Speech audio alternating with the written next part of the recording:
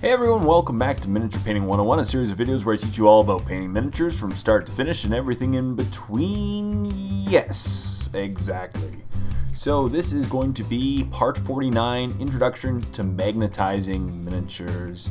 And I'll just go over the basics of it and a specific situation. Before we begin, I should mention that I did do a very similar video for free, but I wanted to make a more concise, clean version for Miniature Painting 101, and it was also demanded by you guys, so I decided to make this tutorial with a similar model, because I just had a bunch of kilocans to put together. So that being said, this is going to be a much more concise version.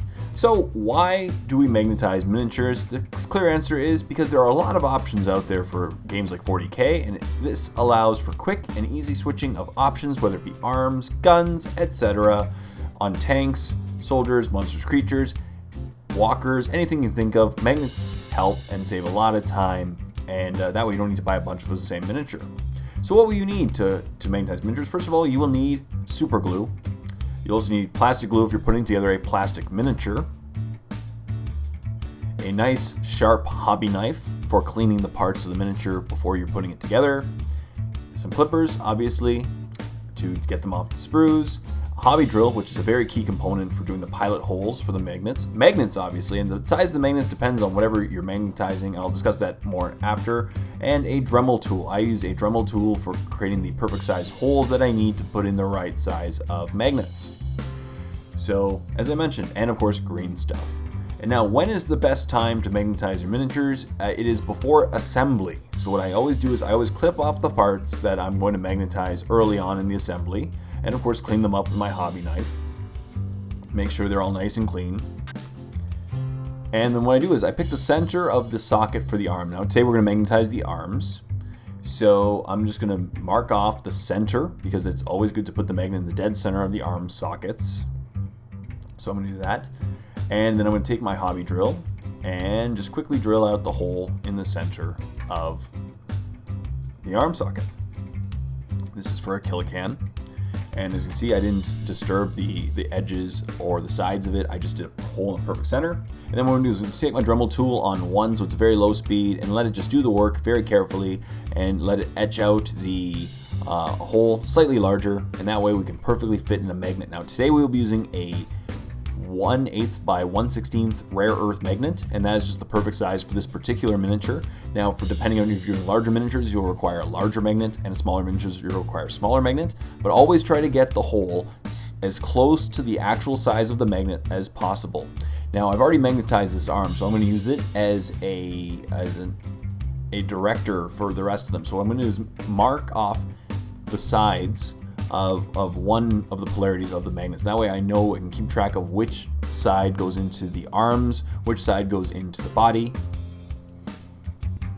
And as I'm going to do is I'm just going to take the green stuff and put it on the back side, creating a fake back, basically a sticky back to the part of the arm socket.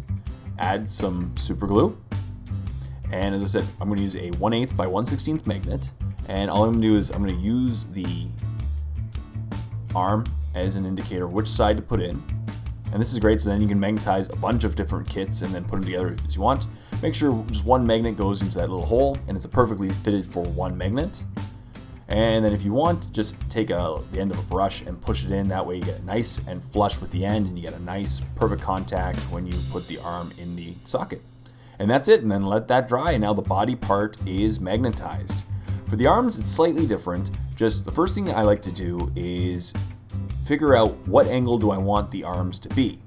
So I just make sure I line them up and see at what angle do I want them to be, and then keep track of that angle in my mind, and then drill accordingly to that angle. That way when it's magnetized, it'll be at that same angle and not perfectly straight, unless you really want it to be perfectly straight, and then you just drill straight on. And as I mentioned, you always want the hole to be as close to the actual magnet size as possible. So we're going to take our Dremel tool and just increase the size of the hole just slightly. And as you can see, when I'm putting the magnet in, it is just larger than one magnet, and it's just deeper than one magnet. That way only one can get in, one will stay in, and it will create a nice flush magnetization when you finish this process. and there's not a lot of mess. That way it keeps the model nice and clean. So what I do is I just add a little bit of green stuff back into the hole, not to fill it up entirely, just a little bit, which will make sure that all the hole is completely filled in when the magnet is put in. Add some more super glue and insert the magnet. But first you got to figure out the polarities. So I make sure the first side obviously is the same polarity, the second one is the opposite, so that I know that the opposite one will be facing outwards on the arm and the same one will be facing inwards on the arm. That way, they're attracted to each other. That's how magnets work. So I put it in and then use that same brush once again just to push it in, get it nice and flush. And there we go. There we have it. So now the arms are magnetized on as well. So the body parts are magnetized, the arms are magnetized, and that's essentially the basics of magnets. So no matter what magnet size you're using, just make sure that the hole is slightly larger. That way it fits in as perfectly as possible. Let it dry also. Give it some good time to dry after you complete this process. I let it dry for about half an hour before trying it out. And that way, just testing out here, you can see that they're opposite sides and that they go in perfectly. And now the key is, what I recommend doing is obviously magnetizing before assembly. That way you can always adjust the angle of the guns. So as you can see here, here's the other arm being put into the socket, also at a good angle. You can always adjust the angles of the other connecting pieces, like what you see here with this Grotzuka. I'm going to put it into the socket and then adjust the angle of that it dries for the Grotzuka part accordingly. That way it still ends up being a great angle despite whatever angle you magnetize the arm at. And that's it. So now you got this fully customizable Kilocan where you can swap out the arms for any gun you want. And you have a bunch of options. So you don't have to buy a new Kilocan every time you want a new option. And that's how magnets work. And that's essentially the essence of magnets.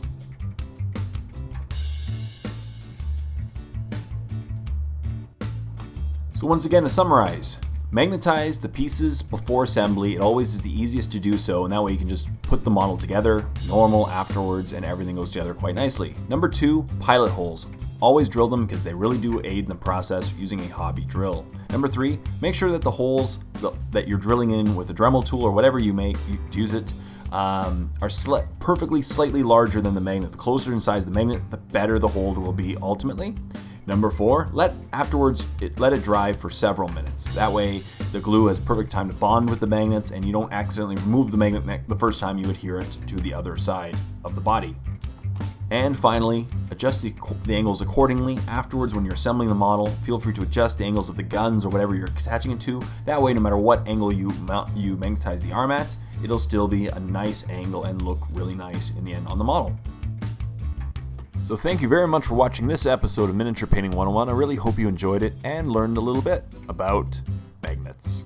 And stay tuned for part 50, which is just around the corner. Can't believe we're already at part 50. But if you can't wait for next week, check out The Warp. Click on the link below for a free 14-day trial to my premium YouTube channel, where not only we get to see the next 6 months worth of Miniature Painting 101 episodes, you'll also get to see dozens of start to finish painting tutorials, battle reports, and just some awesome wargaming content, so go ahead and check it out. I think you'll really love The Warp. And until next time, this is Jay saying, happy painting everyone.